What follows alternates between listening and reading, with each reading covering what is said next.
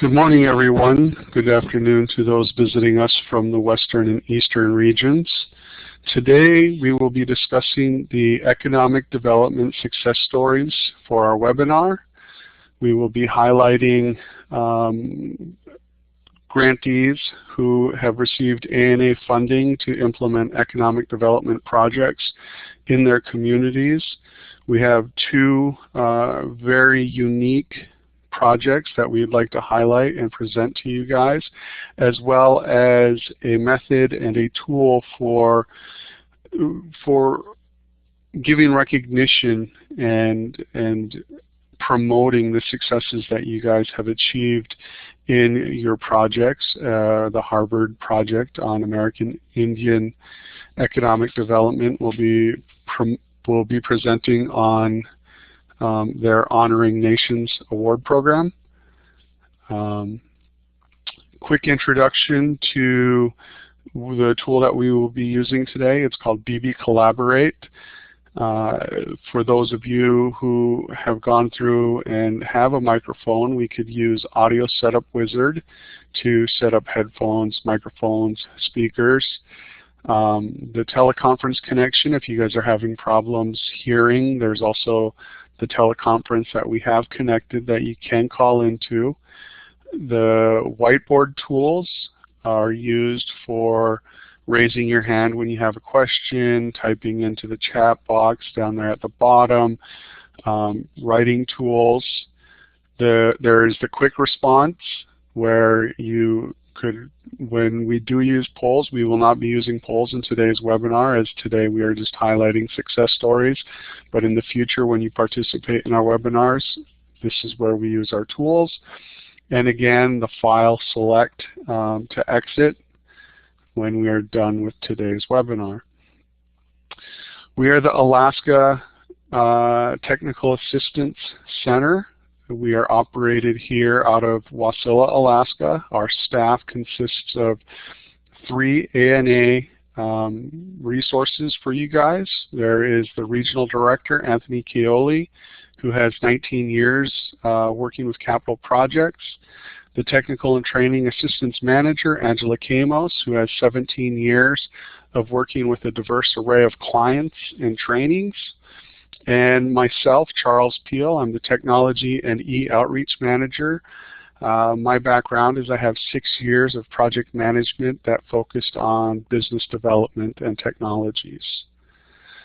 These are some of the services that we provide at the Alaska Region Technical Assistance Center. We provide free trainings to eligible applicants. The pre-project planning and development, the pre-application, and the post-award trainings are all free. The free technical assistance that we provide is the project planning and development, the pre-application, on-site, unfunded, and grantee. If you'd like more information about the services that we provide free of service, go to www.analaska.org. Or you could join us at our Google Plus communities, where we do highlight things like language. We have a language community that we try to provide additional resources for language preservation projects. You could also connect with resources via the National ANA website at www.acf.hhs.gov/ANA. About ANA, ANA is committed to promoting self-sufficiency for Native Americans by providing discretionary grant funds for community-based projects and training and technical assistance to eligible tribes and Native organizations. The big vision that ANA has is they want Native communities to be thriving. Other upcoming webinars can be found at the link provided. The ones that we would like to highlight is the implementation series. October 10th, will be Project Implementation Series Part 1, the Planning and Organizing, which will be hosted by the Western region. October 24th, Project Implementation Part 2, the Regulations and Cost Principles, which is hosted by Pacific. November 7th is Project Implementation Part 3, which is reporting, which is hosted by Eastern. And November 21st will be Project Implementation Series Part 4, Continuations and Grant Amendments, which will be hosted by the Alaska region. We do like to highlight some other areas that you guys might be interested in. There are some other webinars outside of the series that you guys might be willing to participate in. October 17th, there's going to be a webinar on Native Language Professional Development. October 31st, Halloween, will be the ACF programs in Native communities. And November 14th will be Governance Grantee Success Stories. So we do this series, and these are webinars that kind of supplement and enhance some of the stuff that we provide. Today we will be talking about economic development. So the question is, what is economic development to ANA? It is the E and the SEDs application. It's designed to provide the growth in economies, both sustainable and achievable, which is very important to ANA projects. It provides an increase in the standard of living to reduce the community problems in the goal of achieving self-sufficiency. It's also the investment in humans and social capital, which is very key to the ANA process, and it's a balance between modern and cultural awareness. Today we have some webinar goals, and the 3 goals that I'd like to cover with you are, we are trying to share economic development strategies from existing ANA-funded projects so that you guys get to hear successes from your peers and not just the theory from ANA staff or technical assistance providers. We also want to inspire potential applicants and existing managers through stories of community projects similar to their own. And last, we want to provide grantees the opportunity to learn how to highlight and promote the successes of their projects through successful programs like Honoring Nations. The 2 success stories that we're going to be talking about today comes from Alaska and Minnesota. The Alaska region has the Kodiak Island Wild Source, which is the Sunak tribe of Kodiak, who has a SEDS grant. And from the west, we will be highlighting a Minnesota project from the McGizzy Communications Incorporated in Minnesota, who also had a SEDS project. And the recognition of projects comes from what would be the Eastern region. It is not an ANA project, but the successful ANA implementation of a project aligns with the criteria for what eligible applicants would need to be to apply for the Harvard project Honoring Nations. Up first, we will have Kodiak Island Wild Source, which is a value-added seafood processing. Christopher Sanito and Alexandria Troxel are going to be presenting. Alexandria has worked with the Alaska seafood industry since the age of 13, from being a deckhand on her father's boat to working in a cannery. Born and raised in Alaska, her family has been in the fishing industry for many generations. In November of 2011, the Sunak tribe of Kodiak hired Alexandria as a part-time marketing trainee, a position fully funded by a grant from the Administration for Native Americans. In October 2012, the training position became a full-time position with the job title of Marketing Director. Since her date of hire, she has established a successful e-commerce site for Kodiak Island Wild Source and helped to create a vast customer base across the United States. Christopher Sanito, excuse me for if I pronounced your name wrong, is the president and CEO of the Sunak Tribal Enterprises Incorporated. Christopher has over 20 years of experience in the Alaska seafood industry. In 1995, he earned a Master's of Science in Food Services from the Food Science from the University of Alaska Fairbanks. He is a Fulbright scholar and completed a research project in the post-harvest handling techniques of sashimi tuna from Fiji. He earned his BS from Hawaii Loa College in 1989 in Science and Mathematics. He has over 15 years of management experience in QA for Alaska seafood processors. In 2003, he founded the Kodiak Seafood Laboratory Incorporated, which currently provides analytical and environmental services for seafood processors. Since 2008, he has been the president and CEO of the Sunak Tribal Enterprises Incorporated, a value-added seafood processor in Kodiak, Alaska. Alexandria? Yeah, can you hear me? Yes, we can. Okay. All right, so Sunak Tribe of Kodiak purchased Kodiak Island Wild Source from Chris Sanito in 2009. 2009. We fully purchased the company with the ANA grant. Correct, yeah. And what I wanted to also tell you guys about Kodiak is it's a real vibrant fishing community, and there's a lot of multinational companies along the waterfront. And historically, you know, natives have been on Kodiak for many thousands of years and lived off of all of these seafood resources. But as the community developed, the natives kind of have gotten squeezed out of the seafood industry in many respects, and that's because of just the way commercial fishing has industrialized, and there's still quite a bit of subsistence fishing that's done, but for the most part, you know, to get into fishing nowadays, it's very expensive, and permits are bought and sold, and anyway, so a big part of our project was to kind of reinvigorate the native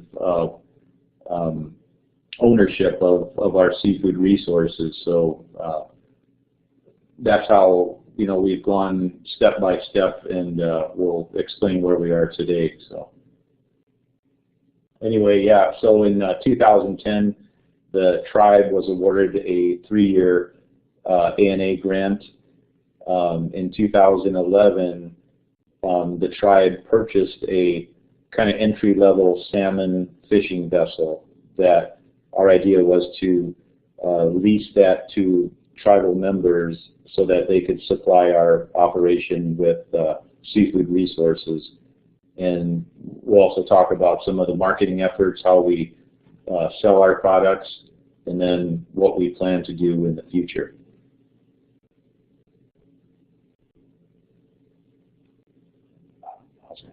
Can you go to the next slide? Next slide, please. So we, our biggest seller is our frozen sockeye salmon fillets. We do frozen halibut fillets, black cod, Pacific cod, and we also do value-added smoked salmon, smoked black cod, in several forms. We do a jerky, and just from a jerky to a plain smoked portion. But the biggest seller would be probably our sockeye salmon portions. We sell to health food stores, restaurants, all across the United States.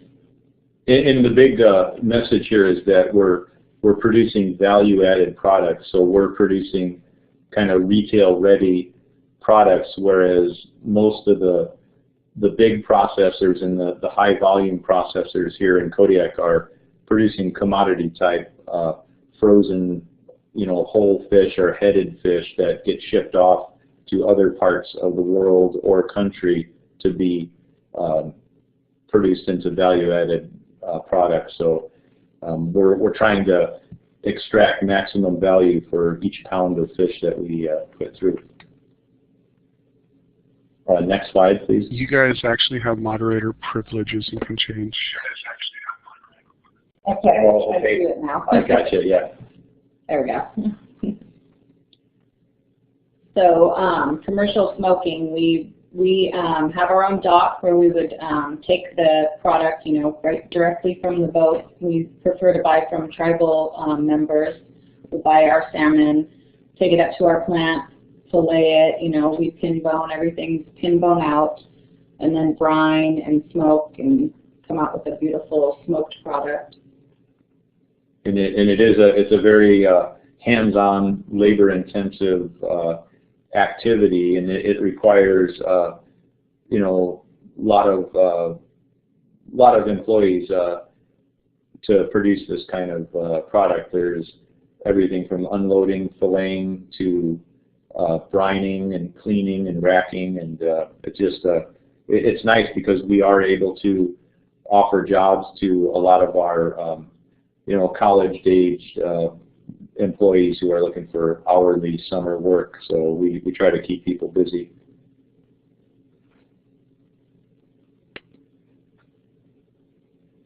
And this is a picture of our smaller freezer, and in the summer months, we're very busy, getting that freezer stocked up full of as much salmon as we can possibly get. And then in the winter months, we'll get some halibut and black cod. Last year, we bought king crab, scalloped. So this is just kind of a picture to show you guys what our little stockpile we got going on. Additional items, through this ANA grant, it's been fantastic because we've pretty much bought everything that you could dream of as far as top quality, new equipment, and we're really focused on producing a quality product. It's a pretty unique opportunity that we have because of our location in a really rich seafood resource, where we're able to pull fish right out of the water through our facility and into the consumer's hands, where a lot of times seafood doesn't necessarily take that route. It's shipped frozen from here and into cold storages and reprocessed and refrozen, whereas here, one of our mottos is direct from the source, and it truly is direct from the source. So.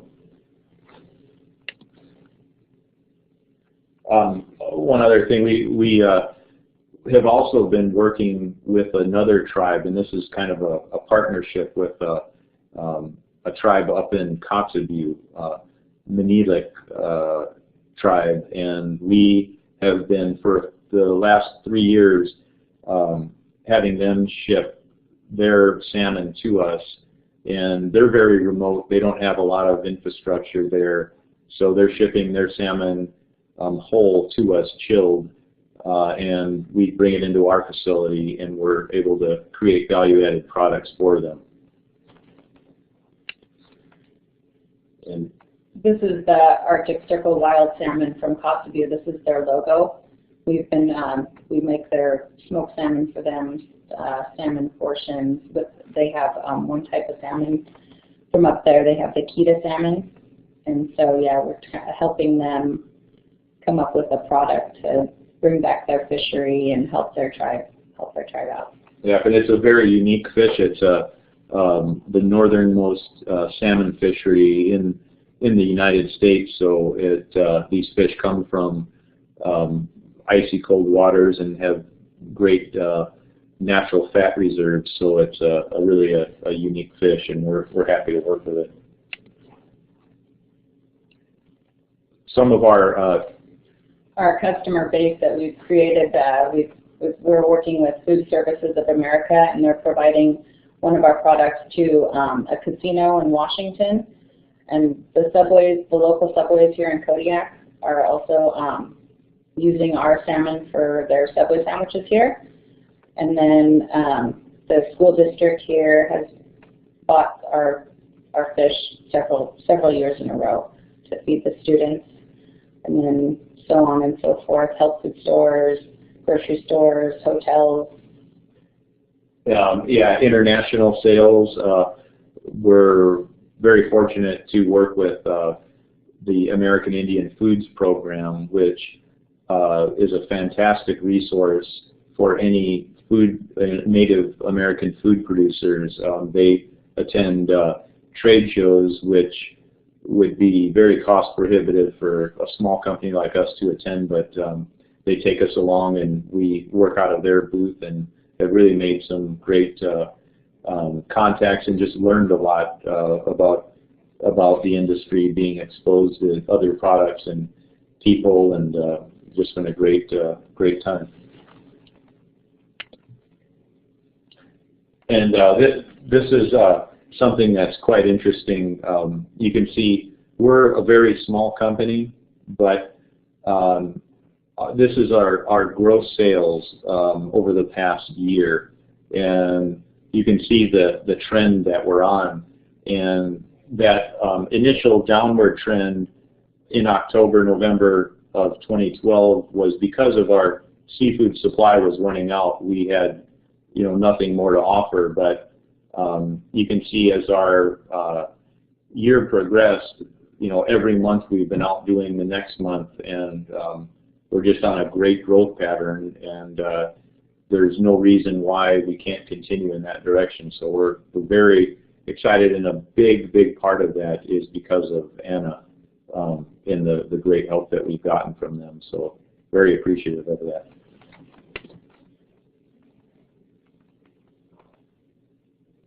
So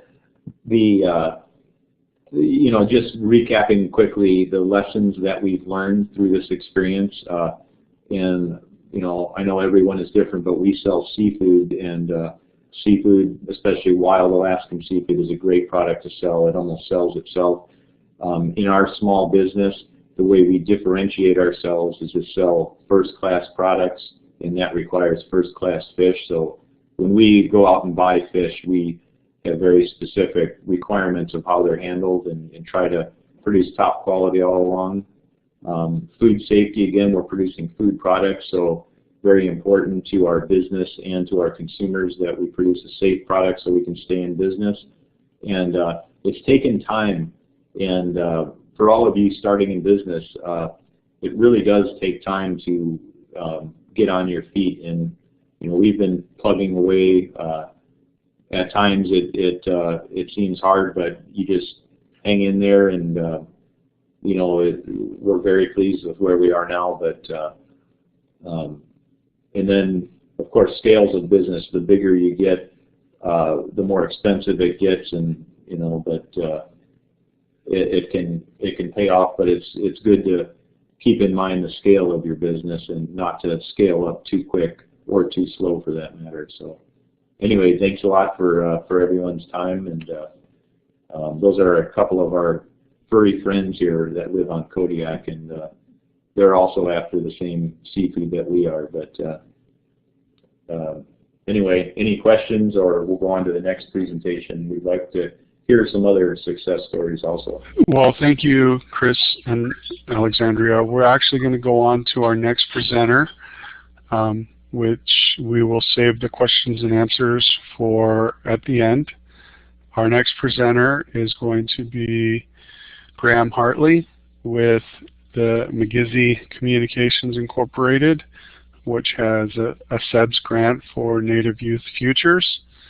Graham Hartley is the director of the programs for the McGizzy Communications with McGizzy. He's been with McGizzy since 1995, and he has been successful in building partnerships with the schools, educational organizations, and other nonprofit programs. Graham is a former science teacher who successfully incorporated a project-based learning coupled with animation and presential technology for school students to gain deeper understanding and engagement in their science courses. Over the last 18 years, he has also designed and delivered professional development workshops locally and nationally for teachers, school administrators, and nonprofit agencies to improve the incorporation of project-based learning and technology into their work. Graham?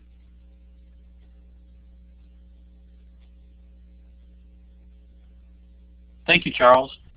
I'll share a little bit about the organization. MIGAZI has been around since 1977, and MIGAZI was initially created to train American Indian journalists through creating a nationally sent out radio program that was weekly. It was a weekly news magazine regarding content that was of import to the Indian community, but wanting to dispel some of the myths that the broader community had about the American Indian community as well. Our mission today is to advance a message of success, well-being, and justice for the American Indian community. MIGAZI has a staff of 11, including Elaine Salinas, who was unable to join us for the webinar, but is the president of the organization.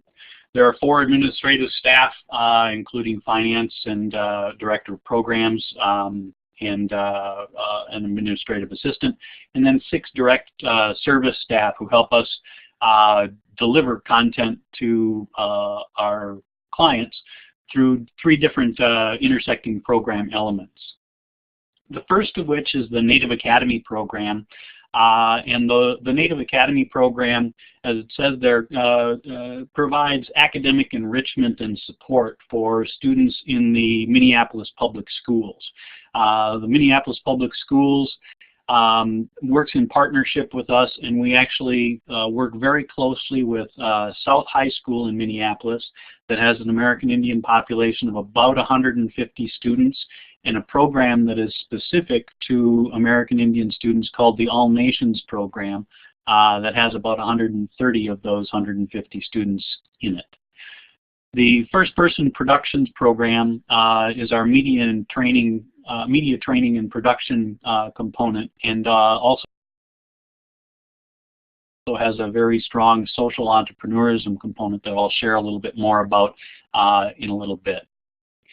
Native Youth Futures is our current SEDs project, and it is helping young people in business and social entrepreneurism. First of all, I think I need to set a bit of context for this with regard to what the population is in the Minneapolis area. As you can see from the information here, there's a fairly sizable population of American Indian residents. They live primarily in the south side of Minneapolis, and there is a Section 8 housing complex that is dedicated to American Indians called Little Earth of United Tribes that has also been a SEDS grantee in the past.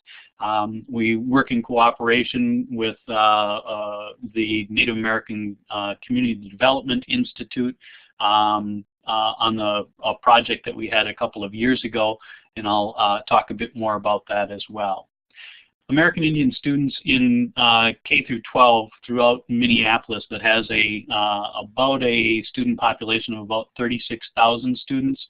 About 5% of them are American Indian. We have seen the free and reduced price lunch participation by American Indian families grow from about 83% in 2005 up to 91% in 2012-13 school year. Special education has maintained a fairly steady about 25% participation of American Indian students in Minneapolis. And our 4-year graduation rate, although it's been difficult to track over time with some of the changes in No Child Left Behind and the calculations for graduation rates, we've seen over the past 4 years an increase from 19% up to the 27% 4-year graduation rate that was calculated from this spring's graduation. So a little bit of the history for us leading up to Native Youth Futures. I had mentioned the SEDS grant that we had from 2008 to 2011, which was in partnership with the Native American Community Development Institute, or more fondly referred to as NACD here in Minneapolis. And that was looking at a kind of the history of Franklin Avenue in Minneapolis in the conversion of Franklin Avenue from what was a bit of a skid row back in the 50s to a regenerated bit of entrepreneurial activity and American Indian-owned businesses that lead to the American Indian Cultural and Economic Corridor. We wanted to have the space become a destination for tourists coming to the area. It is immediately adjacent to the light rail station halfway between downtown Minneapolis and the Mall of America. So we're hoping to get a good deal of visitor traffic to the area as well. But as we were putting together the community blueprint, and Migizi does not take credit for all of the work that was done, it was truly a community effort, and our partners like NACTI really helped us to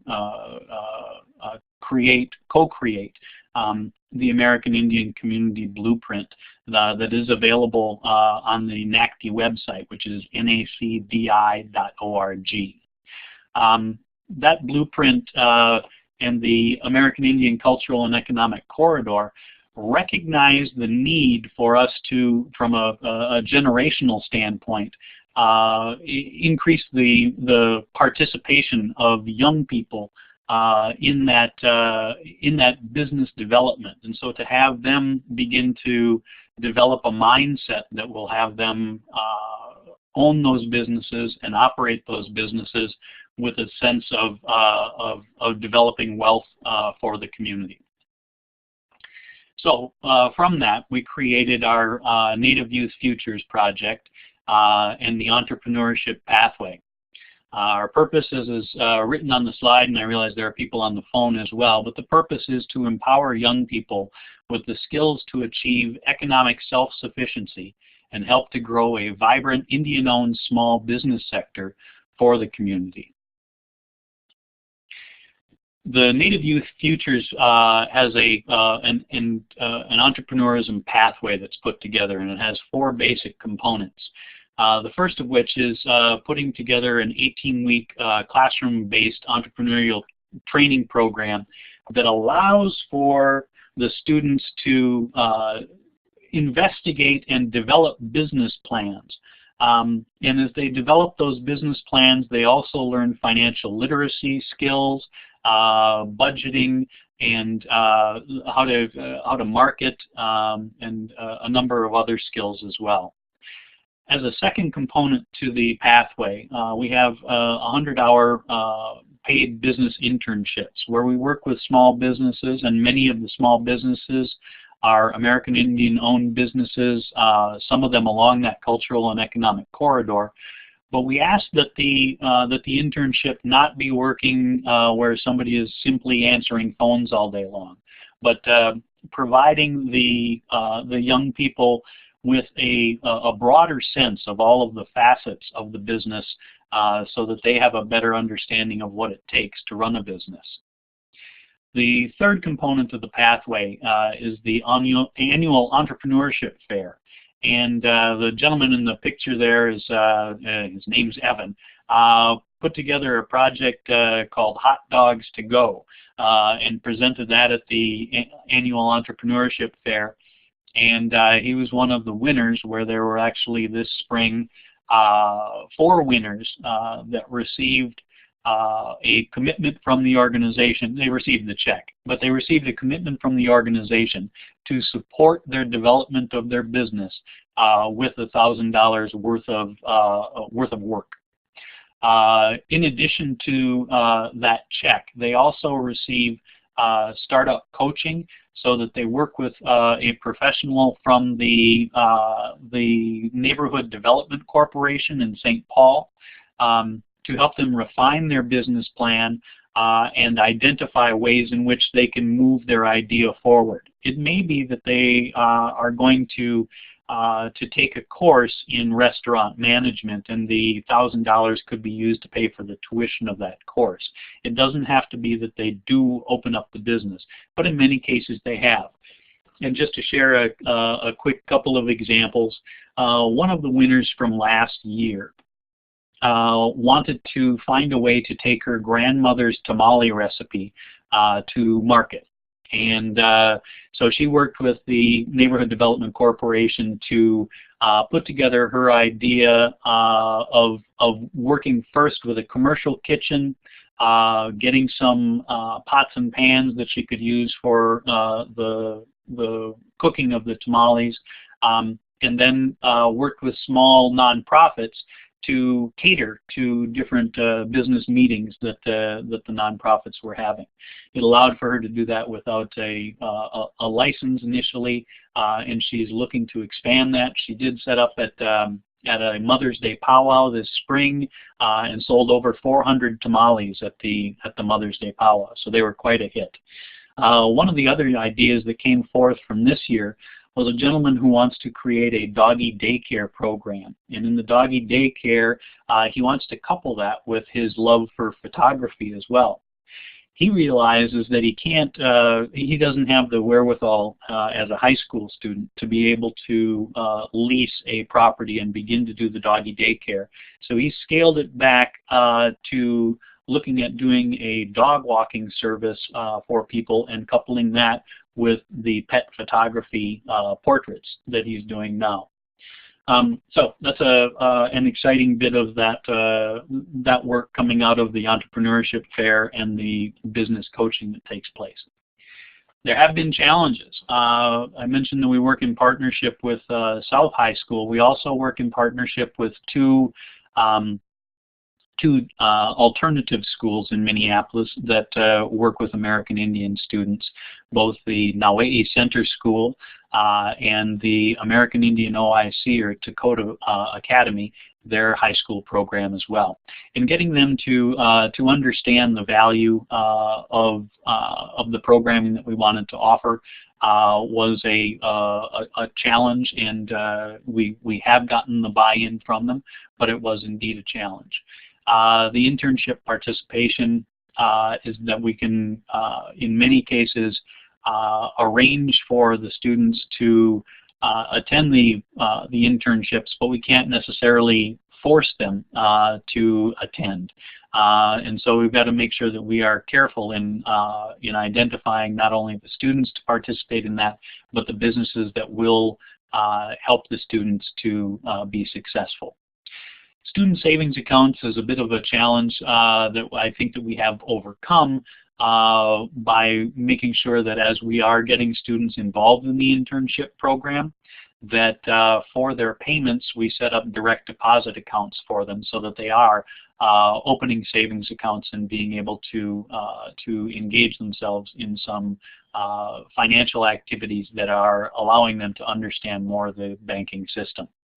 Finally, the business coaching, again, it's a challenge because we have the entrepreneurship fair in the spring, that once the students are sprung into summer, it is at times challenging to get them to attend the business coaching sessions. And so to make sure that we are communicating with the students in a clear way, that this is a requirement for them to be able to get the benefit of the $1,000 is an important element of our work. We have been quite successful in working in partnership with other agencies who have IDAs, or individual development accounts, and allow for youth participation. The young woman in the photograph on the slide is actually signing her release for the 3-to-1 match that we were able to get for the $500 that she had saved from her internship program. And she is now attending a post-secondary institution where she was able to have the IDA go directly to pay for her tuition, and it was a great success. We have had some of those small businesses that I mentioned, both the dog walking and photography, the tamales, and others already start. But we're also seeing a greater interest in social entrepreneurship. And I had mentioned the media program that we have in training young people to make documentary films. one of the social entrepreneurial activities that the students are involved in is that they put out a request for proposals to the nonprofit community here in Minneapolis this spring and asked them if they would like to have a video made. Well, they reviewed the proposals they received and then met with the businesses, or the nonprofit businesses, to identify what they wanted to have in their video and work together. And they produced 4 videos this summer supporting a Native American fitness facility, supporting a city health department program, and also supporting a fledgling nonprofit that is working using art for therapy for young people. One of the other social entrepreneurship activities is utilizing the company program from Junior Achievement to work with the students who have already participated in our 18-week program. And at one of the schools, we're having the students create some beadwork that they're going to sell at monthly powwows that are held at the Minneapolis American Indian Center. The proceeds from that they've looked at as having 3 basic purposes. The first of which would be to replace the materials so that they can continue to create more and more jewelry for their stand. The second is that they want to be able to pay themselves a little bit, and I don't blame them. They put a lot of hard work into putting together their materials. And the third is looking at giving back to the community. And they've identified a daycare that is associated with the Little Earth of United Tribes Section 8 housing. And they want to be able to purchase, first of all, a new rocking chair for the infant center and being able to care for those children.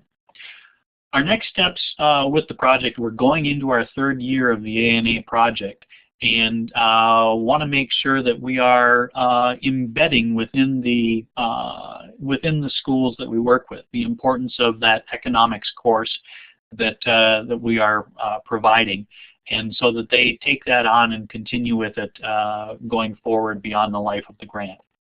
Secondly, we want to continue with the company program, and whether that be the social entrepreneurism activities of the media generation or the beadwork creation, that we want to make sure that that has a set of legs going forward and is going to continue as well.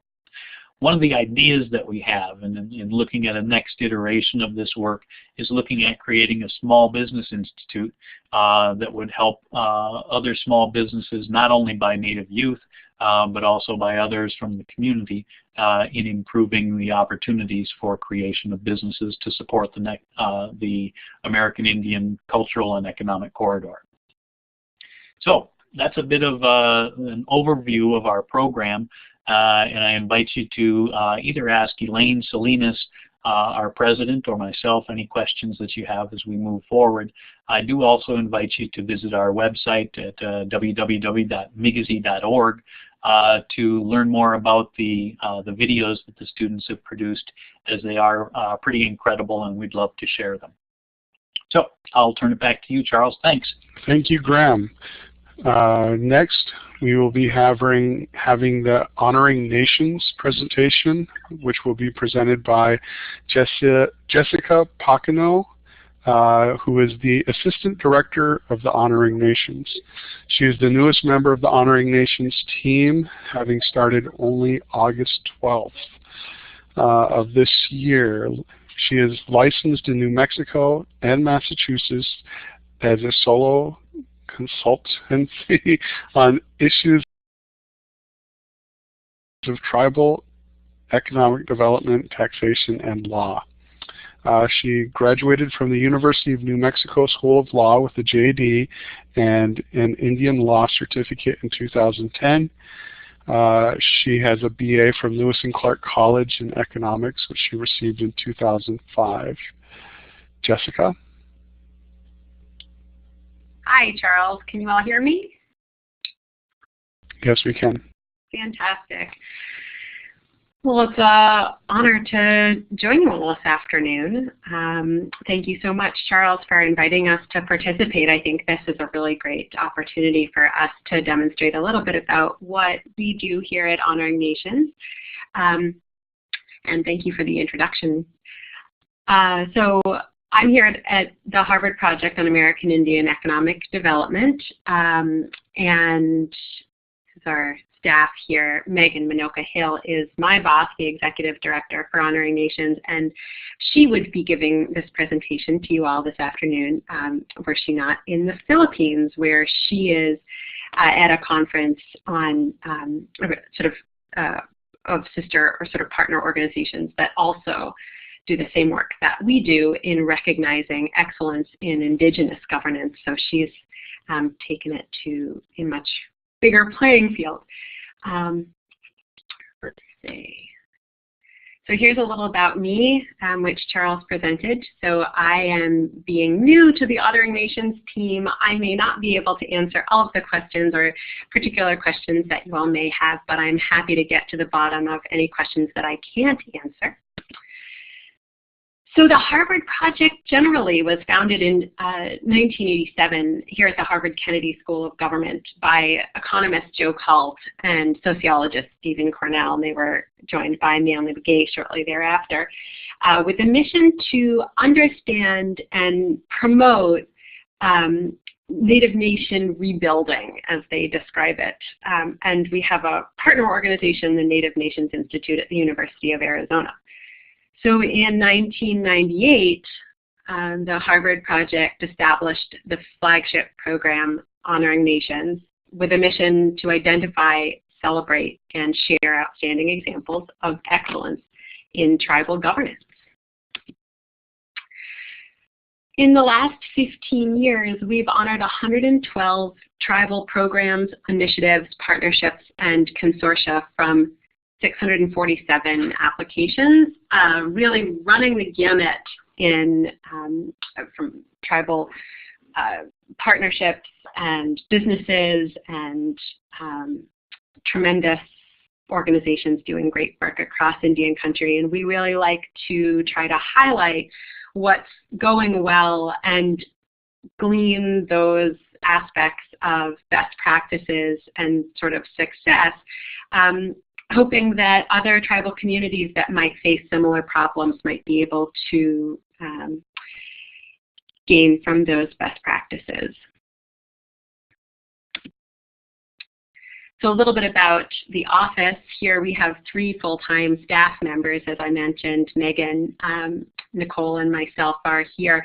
We have associates and affiliates who just aren't here, located in the office. And I've also given you guys our list of our Board of Governors who really represent industries and clearly a broad array of leadership from across Indian country.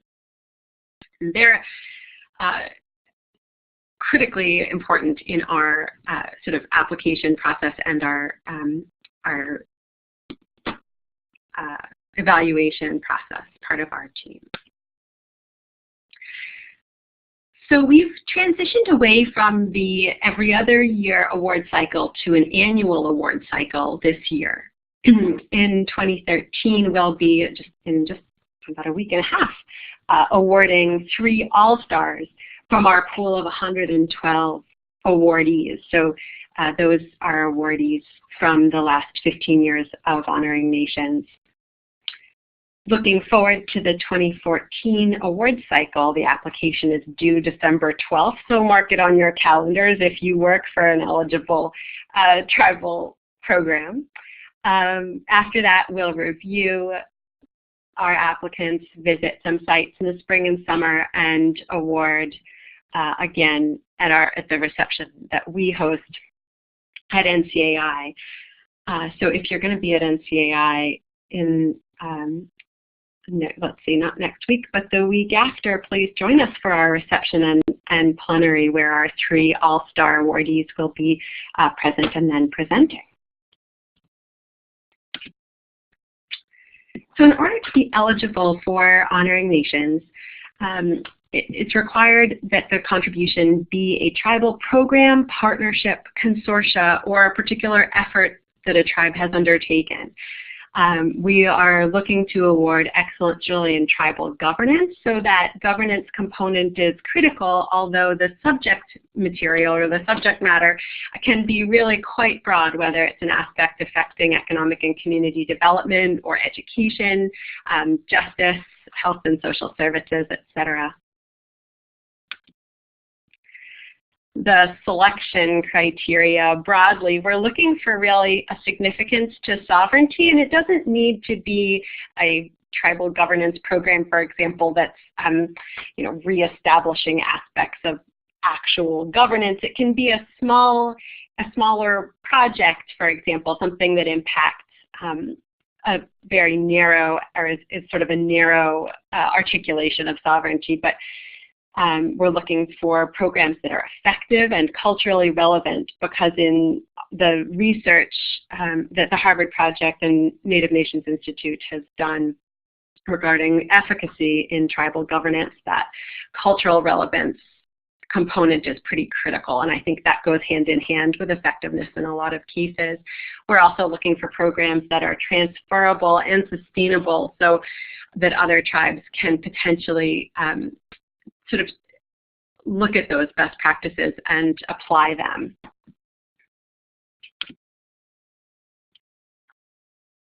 So I'm going to take a couple minutes to just mention 3 example programs. They're really examples that I picked just to sort of demonstrate the breadth of programs that have been part of the Honoring Nations Awards family.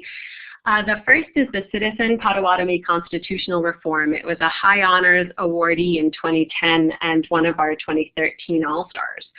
Project Falsmichi was a High Honors awardee in 2008, and the Poe Cultural Center, the Pueblo of Milwaukee's Poe Cultural Center, which was awarded in 2000.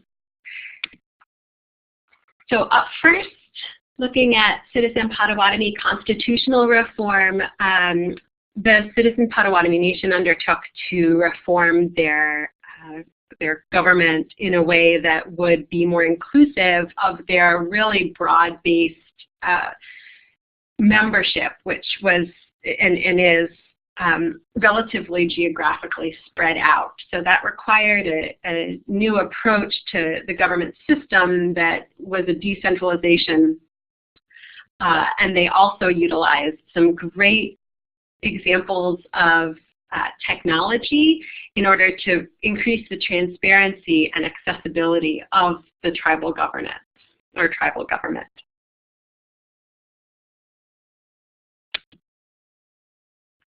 Project Falsmichi was awarded in 2008. It is a project that was launched, I think, in 2004. It was launched and really the brainchild of a Choctaw Nation citizen who at 16 brought this idea to the tribe and got their backing to start a teen mentorship program, partnering trained teen mentors with second graders to really begin to break down the cycle of violence that she witnessed in her community, and it's proven to be quite effective in addressing that really challenging issue. It's a very replicable model. It could easily be used by non-Indian communities and schools, for example. But it's, I think, a really tremendous example of a tribe giving support to those really brilliant ideas coming out of citizenry. And next, I have highlighted the Poe Cultural Center. The Pueblo of Milwaukee won High Honors for that project in the year 2000. And it's kind of a really interesting partnership between their cultural center, which existed but didn't have really the funding base and the space that it needed to provide visitors with a more full experience of Milwaukee culture and of the 6 Tewa-speaking Pueblos. So the Pueblo created this construction company, which actually was a 2-year startup A&A grantee in 1993. And the profits helped to support the Poe Center then and now. And as it's continued, they also were critical in providing the building and expanding the cultural center's physical space.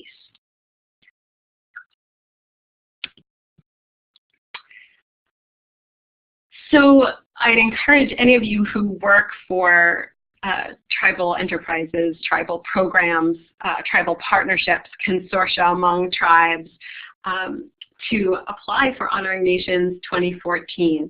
One of our great new developments in the way that we approach this award cycle this year is our newly launched partnership with the National Museum of the American Indian, the Smithsonian, and what we're going to be able to allow this year that's new is this display, a likely two-dimensional sort of venue for awardees this year to present their best practices and what they've done, what they've accomplished in their communities to this broad audience of all those folks. I think it's over 1 million who visit NMAI each year.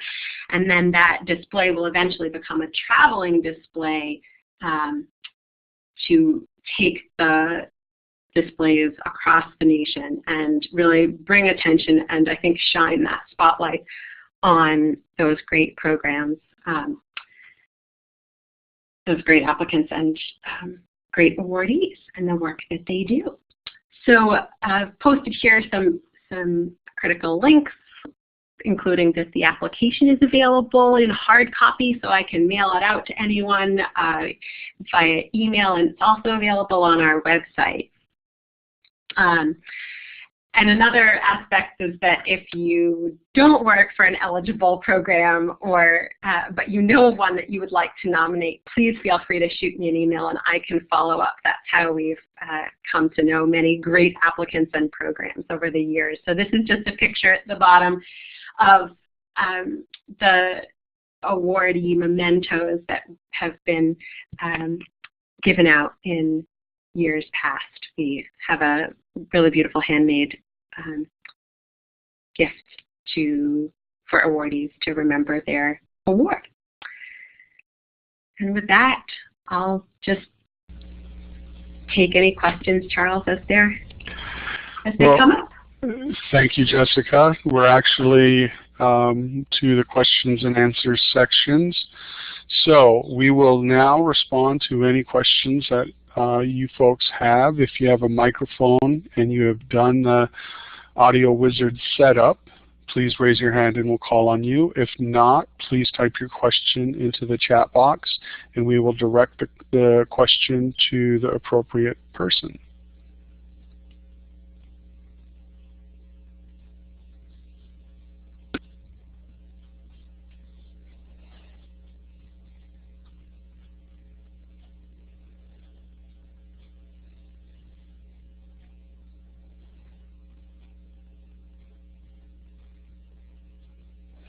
Looks like we have 2 questions being typed in. The first question is from Michelle. How did Kodiak make the connection with American Indian Foods, and do they partner with them?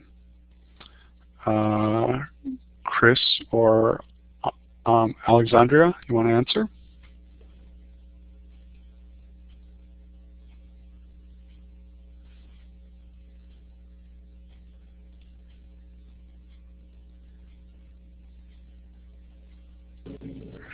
Hi, can you hear us okay? Yes, we can. Okay. Yeah, so the American Indian Foods Program, you know, I can, if anyone's interested in they kind of encourage us to pass the word on and help other people that might be eligible for the program. Their office is in Billings, Montana, and we originally made contact just through a mutual friend kind of was aware of the program and turned us on to it. But I would be happy to give you my email, and you could I can turn you on to the program director, and you can go from there. But it's a fantastic, amazing program. Well, we still have. Yeah, if you went to their website, if you went to their website, Google in American Indian Foods Program, it's all there, and you could take it from there. But if you need help, by all means, contact us. And the next question is for you guys as well, is did Kodiak already have an existing facility in place for their project?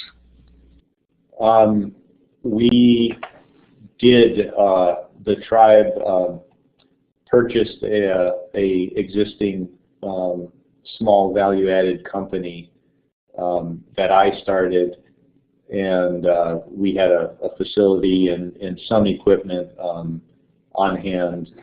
I had run it for about 3 years prior to that, and I was able to get started through a number of state grants that they had in the around early 2000s, 2003. The state of Alaska had a bunch of different seafood processing grants that I was able to get a couple of those, and that's how we got started. I also remortgaged the house and did some of those things too to get started, but that was a while ago.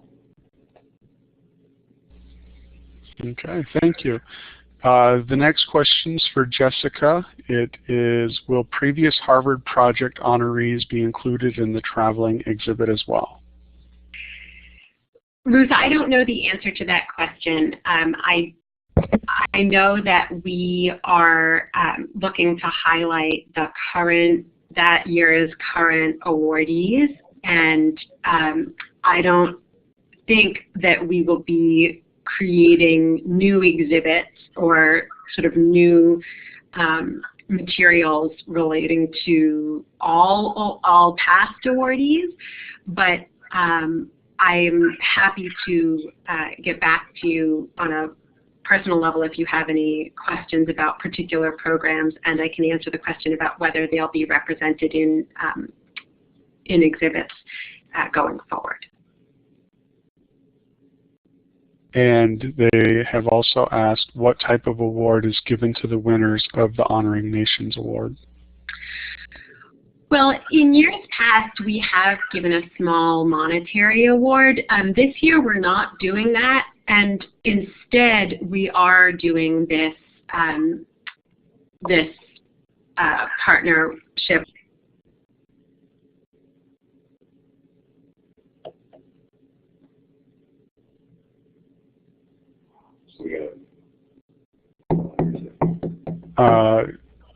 Jessica, you got cut off there. Could you restate your answer for it, please?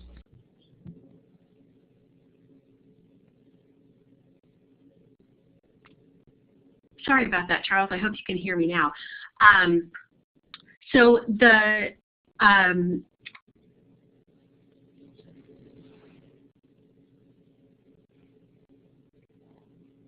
Charles, can you hear me?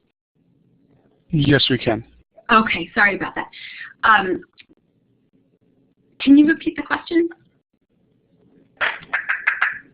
They were interested in hearing what types of award is given to the winners of the Honoring Nations.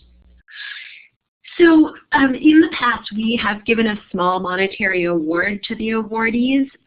This year, we're not doing that. We're really doing the partnership with NMAI in lieu of that, because in previous years, that award had been designed to really encourage the dissemination of the information relating to the best practices, and now with the partnership with NMAI, we're allowed to do that on really quite a large scale.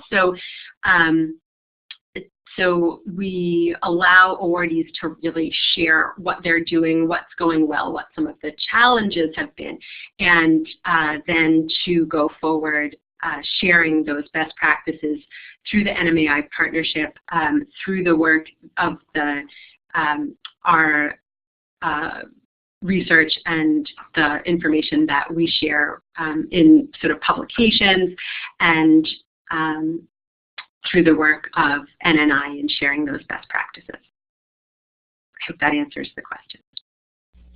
Thank you. This one's for Chris or Alexandria again. Does Kodiak operate on a seasonal basis due to the availability of salmon, and would Kodiak ever consider a franchise with another tribe? Yes. So the first question, we operate year-round, and the reason is that salmon is not our only species that we produce. We also, have halibut that's available pretty much year-round. There's codfish. There's a number of other species that we work with. But in addition to salmon being available only in the summer, from about June until September, throughout the summer we're processing salmon in like frozen fillet form and storing it in bulk so that we can reprocess that salmon into value-added smoked products throughout the year. We make cold smoked blocks and all those types of things. And then the other question, will Kodiak ever consider a franchise with another tribe? Absolutely. A big priority of our operation is to work with other tribes, and we currently, I said we work with Manila tribe. There's a Picta, other tribes around Alaska that we work with, and we would, be very glad to entertain any other ideas with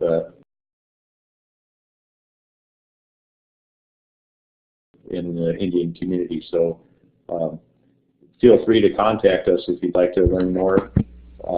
My email, I don't know if it was on there, but it's first letter C, and it's SANNITO, C Sanito @alaska.com. Okay, thank you. Do we have any other questions? We have seemed to have gone a little over on time. So looking at the chat box, I don't see any questions. So I will close the questions and answers, and would like to encourage you guys to take a few moments to fill out the ANA Economic Development Success Stories evaluation. The information that we gather is used in-house and shared with ANA so that we could better provide quality webinars and tools to you guys. So take a few moments and fill these out, please.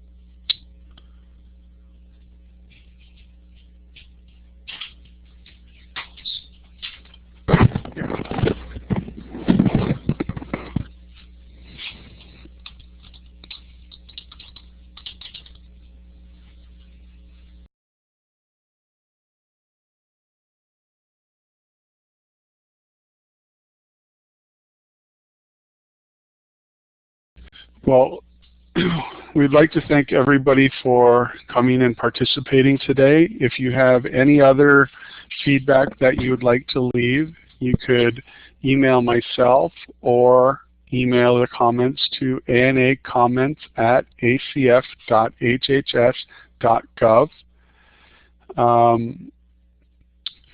The slide now shows our TTA Center team contact info. You could reach us at our 1-800 number, which is 800-948-3158. The regional website is anaalaska.org. And if you are from one of the other regions, please refer to your regional website.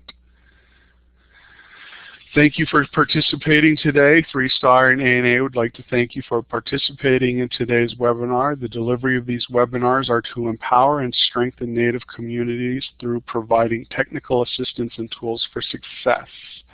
I do have another question there. Kate, we personally do not work with organizations from Hawaii. If it's ANA related, we would actually refer you to anapacificbasin.org.